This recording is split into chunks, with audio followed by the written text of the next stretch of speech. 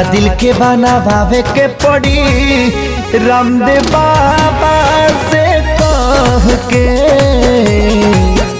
दवा दिल के बनावे के पड़ी रामदेव बाबा से कह के।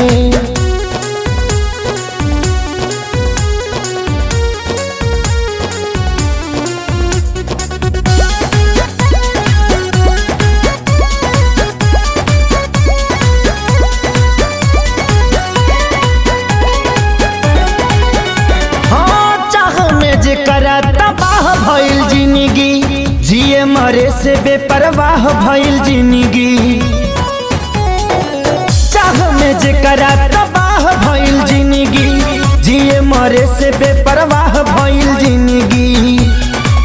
जेकरा खातिर सब कुछ कइनी ओकर नजर में बाबुर भइनी।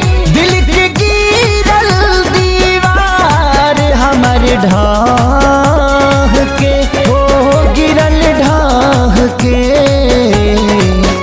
दवा दिल के बनावे के पड़ी रामदेव बाबा से कह के। दवा दिल के बनावे के पड़ी रामदेव बाबा से कह के।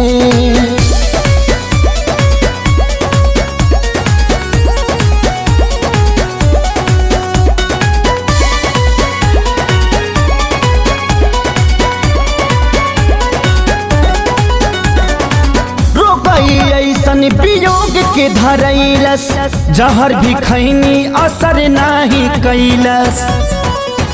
हार गई ऐसन वियोग के धरैलस, जहर भी खैनी असर नाही कैलस। मर चाहे मर ना पाई, जिए देवे ना जुदाई। याद हलचल आवेला रही राह के, हो आए राह के।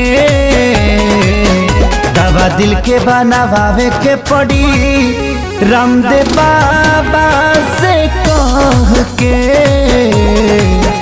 दवा दिल के बनावे के पड़ी रामदेव बाबा से कह के।